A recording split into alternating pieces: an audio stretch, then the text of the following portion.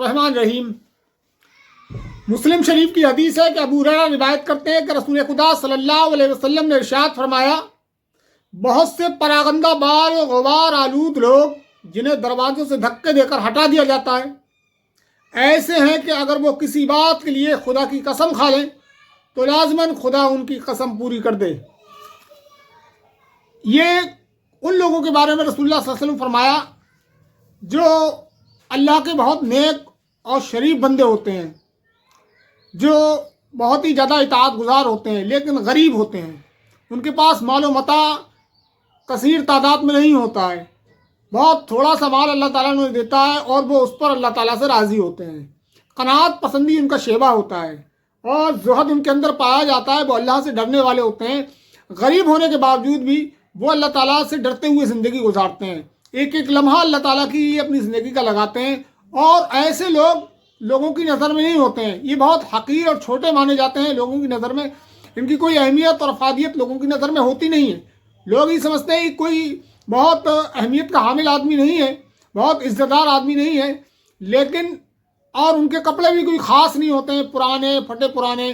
गर्द आलूद का लफ्ज़ इस्तेमाल किया गया हदीस में कि वो मेहनत और मजदूरी की वजह से उनके कपड़े जो है गर्द आलूद रहते हैं। वो मेहनती लोग होते हैं, मजदूरी करने वाले लोग होते हैं, किसान लोग होते हैं, लेकिन ज़िंदगी बहुत ईमानदारी से गुजारते हैं, अल्लाह की हिदायत की रोशनी में ज़िंदगी गुजारते हैं, वो अल्लाह से डरते हैं। तो ऐसे लोग लोगों की निगाहों में नहीं होते हैं, लोग इन्हें कोई अहमियत नहीं देते हैं।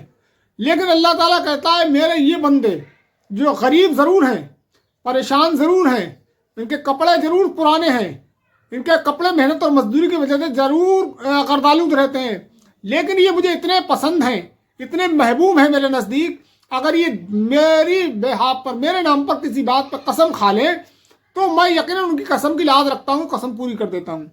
एक और हदीस में है कि नबी अकरम सल्लल्लाहु अलैहि वसल्लम ने फरमाया, अल्लाह के कुछ नेक बंदे ऐसे होते हैं जो किसी महफिल में बैठना चाहें तो लोग उनको महफिल में ना बैठने दें, जो किसी को मशवरा दें तो उनका मशवरा जो है कबूल न किया जाए, जो कहीं रिश्ता भेजें अपनी शादी के लिए, कहीं शादी का पैगाम भेजें तो उनके पैगाम को ठुकरा दिया जाए।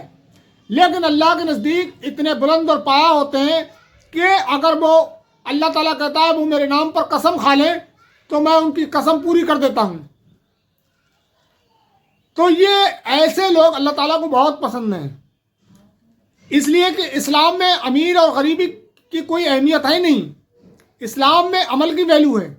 अल्लाह के रसूल सल्लल्लाहु अलैहि वसल्लम ने फरमाया कि अल्लाह ताला कहता है कि मुझे वो लोग पसंद हैं जो मुसलसल नेक और सालेह अमल करते हैं, ख्वाह वो थोड़े ही क्यों ना हो। मुस्तकिल मिजाजी अल्लाह ताला को बहुत पसंद है।